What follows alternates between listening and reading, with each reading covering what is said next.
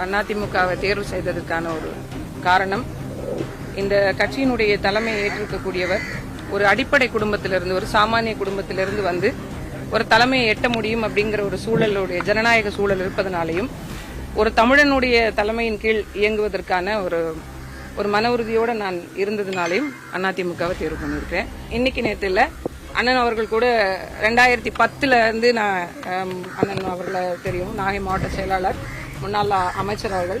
இன்னும் சொல்ல போனால் அண்ணா திராவிட முன்னேற்ற கழகத்தில் 2010 மாவட்ட பொறுப்பில் இருந்தவள் தான் காளியம்மாள்.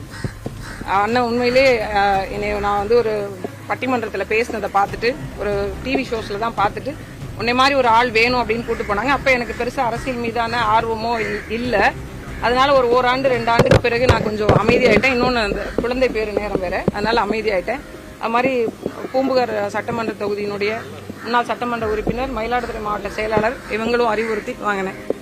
மரியாதைக்குரிய அண்ணன் விஜயபாஸ்கர் அவர்கள், மரியாதைக்குரிய அண்ணன் வேலுமணி அவர்கள், மரியாதைக்குரிய நிறைய இதுக்கு முன்னாள் அதிமுகவில் முன்னாள் மூத்தவர்கள் எல்லாம் என்கிட்ட நிறைய முறை நான் அவங்களோட ஆலோசனைகளை கேட்டிருக்கேன். அதனால ஒவ்வொருத்தருடைய அடிப்படையிலும் எல்லாவற்றிற்கும் மேலாக அந்த மக்களுடைய தேவையின் அடிப்படையிலும் சொல்லாடல் அடிப்படையிலும் இந்த முடிவை நான் எடுத்திருக்கேன்.